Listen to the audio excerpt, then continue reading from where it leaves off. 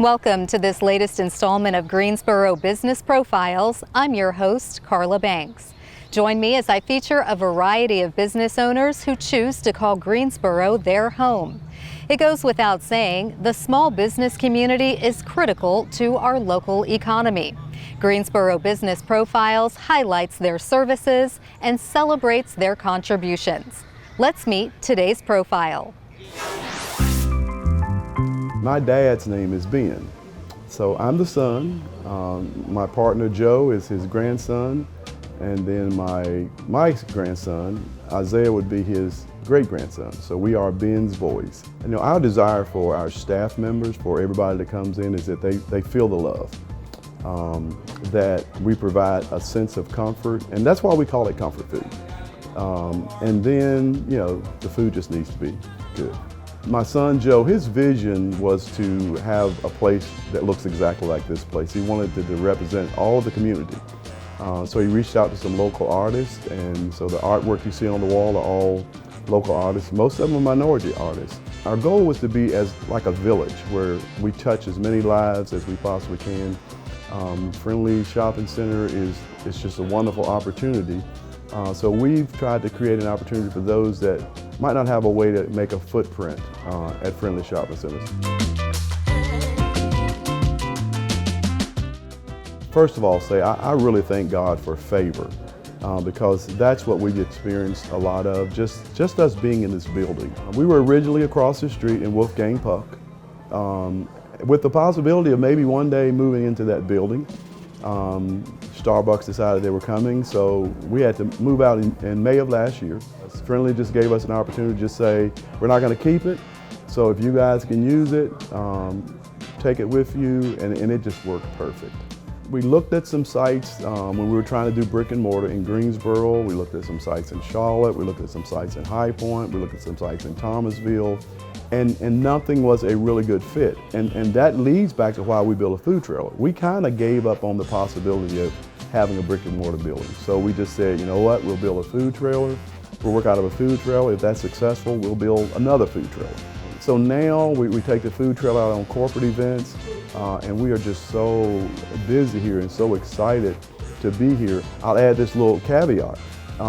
We were extremely busy from opening. But the day that we got our sign in and we put it on the building, having a minority-owned, African-American-owned business in Friendly Shopping Center is a big deal. They've been here, I think, since 1957. And my understanding is we're the first.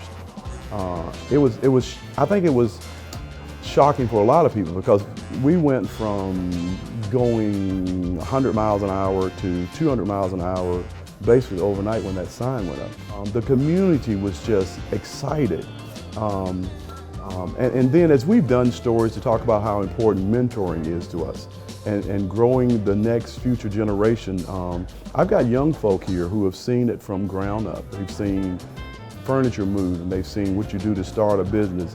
Some of them aspire one day, maybe to have their own food trailer. There were some opportunities when it was time to move over here. It was going to take a lot of money. And we wondered, okay, now where are we going to get some of these resources and some of these other things? But all of those resources were supplied. And I really can't thank Friendly Shopping Center enough because they really went out of their way to make every resource they had available to us and put us in a position that we could be successful. There have been a lot of people along the way who have just been inspirational and words of encouragement, coming to eat with us, bringing friends back to eat with us. A lot of the young people that are here today, some of them as parents, saw some interviews where we talked about the mentoring piece, where we try to touch the importance of being respectful, the importance of being responsible with your resources, talk to them about a financial plan, talk to them about figuring out what you want to do in the future. I'm amazed that I come out and talk to them and they'll say, you know what, this is just how my grandma did it.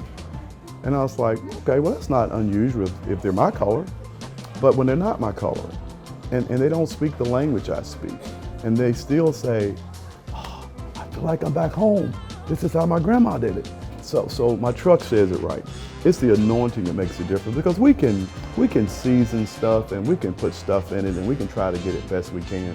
But to have the ability for whoever eats it, that it makes them happy, that's bigger than us. We have 28 employees.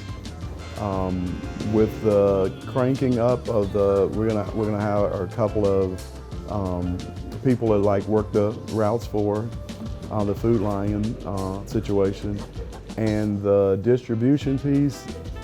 It's gonna be incredible. When you come in, you get to experience BensBoyz, but you also get to have this wonderful cultural experience. If you are a minority who are interested in finding books and crafts that kind of look like your children look, there's an awesome selection of children's books and self-help books, and we're all about that, and mentoring, and just making a positive difference in the community. I've been able to remain humble through this whole thing, and when I tell you there are just so many wonderful things that are happening to us so fast that every day I'm just kind of like, you know, the distribution company, we're working with colleges and universities, and that's going to crank up in the fall.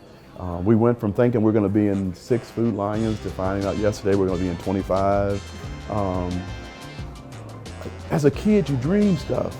I dreamed. I dreamed one day I'd have a restaurant. I knew what it was like to run something somebody else started. I mean, I could follow the blocks. I could connect the dots. But to start something that you can put your name on and call it your own, that's precious. As we get busier and busier every week, and smiling faces and loving customers and people that bring their sisters back and their relatives back, and they tell their friends to come. That's the best sort of advertisement. We could never afford what our customers do for us. So we are eternally grateful for that.